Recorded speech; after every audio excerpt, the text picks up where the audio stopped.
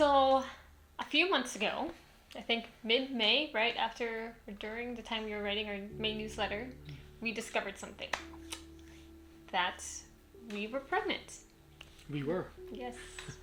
Now, before any of you go into the comments and start congratulating us, stop. We want to stop you. Okay, don't do it, please. We beg you, please watch the rest of this video, because we love you guys, and we don't want you to be embarrassed, or we don't want you to embarrass yourself. We don't want that. But when we found out that Ingrid was pregnant, we freaked out. Especially me. I freaked out, and it wasn't in a good way. I told Ingrid, we are not ready for another baby.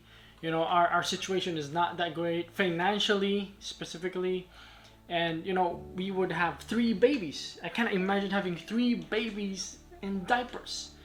And we could potentially move to another part of Thailand.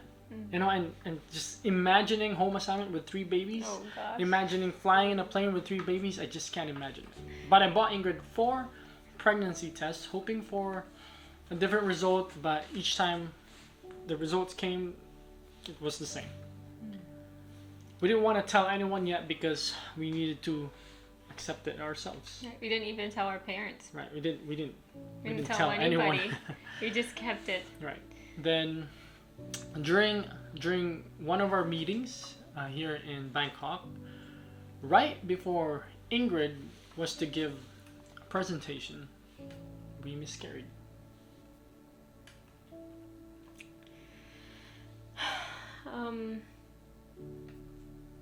So we went to the hospital, and but it was already too late.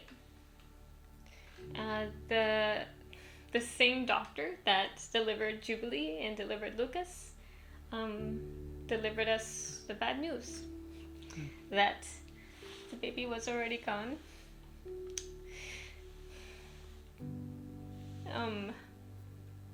So this wasn't our first miscarriage in our marriage. The first miscarriage we had was very, very early in our marriage. And it was during a work retreat in the Philippines, back in the Philippines. Our office went to a different island. And so when I started miscarrying, there was no way to get off the island unless you got like a boat or something. And so we didn't tell anybody. We stayed in our hotel room, and we went through it in there. Yeah. And kept it to ourselves. Right. It was, we have only told very few people about that experience, and yeah, nobody knew about it. But this miscarriage felt very different, because this time we didn't just have a positive test, we had an ultrasound, and we had the doctor's voice confirmation, and you could smell the hand sanitizer, and the exam isn't comfortable, so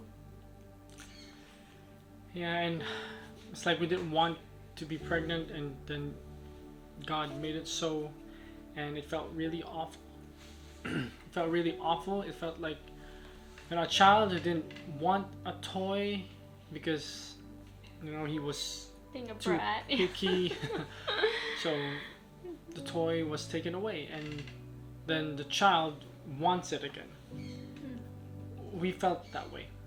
We felt like we didn't want the baby, and so God took him or her away, and we really wept and we grieved, and little did we know that this would just be the first of the many waves that are coming.